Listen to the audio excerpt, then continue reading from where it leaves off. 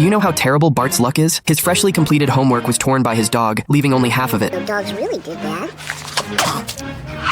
He wanted to go downstairs for breakfast, but the police badge in the box suddenly disappeared without a trace. Bart wanted to take the school bus to school, but the bus door closed right in front of him. He wanted to walk to school, but it suddenly started pouring rain. Yet when he arrived at school in the rain, a rainbow suddenly appeared in the sky. He wanted to use the horizontal bar to attract a girl's attention, but his pants suddenly ripped open, which drew mockery from the entire school's students and teachers. But what made him feel even more frustrated was that the teacher was taking the class to visit a chocolate factory, but Bart had left his permit at home. He could only watch helplessly as others went to eat chocolate while he was left in the principal's office, sealing envelopes one by one with his saliva under the principal's direction. His tongue developed blisters from the lack of saliva. Finally, when school was over, it started raining heavily again. A passing car splashed water all over him, and his skateboard broke at that moment. Bart fell directly into an underground bar. When he woke up from unconsciousness, he found himself having accidentally entered a gang hideout. Fat Tony thought Bart had real guts, so he decided to spare Bart's life on the condition that Bart pick the winning racehorse. Bart had no choice but to randomly pick a horse, yet he unexpectedly passed this test. Fat Tony asked Bart to try mixing a cocktail. I'm not sure. But facing the dark gun barrel, Bart had no choice but to comply. He mixed a drink following the instructions and finally placed a cherry in the drink. The man found it very satisfying after tasting it, and Bart earned Fat Tony's approval. He went home and told his parents about his new job, but Marge didn't want Bart to take this bartending job. However, Homer quickly noticed something was wrong. Bart's room was piled full of cigarettes. Bart explained these were goods his boss stored there, but Homer didn't believe him at all. He demanded that Bart smoke all the cigarettes, but a man suddenly came to pick up the goods. Not in here, my man. One day, the Simpson family gathered together to watch TV. Bart was surprised to see news of the gang boss being arrested by the police chief, but Bart couldn't quite believe it because he had no idea he was working for the mob. To thank Bart, Fat Tony brought him a gift, but Bart wanted to quit. But Marge sensed something was wrong. There had been a pizza truck parked in front of their house recently.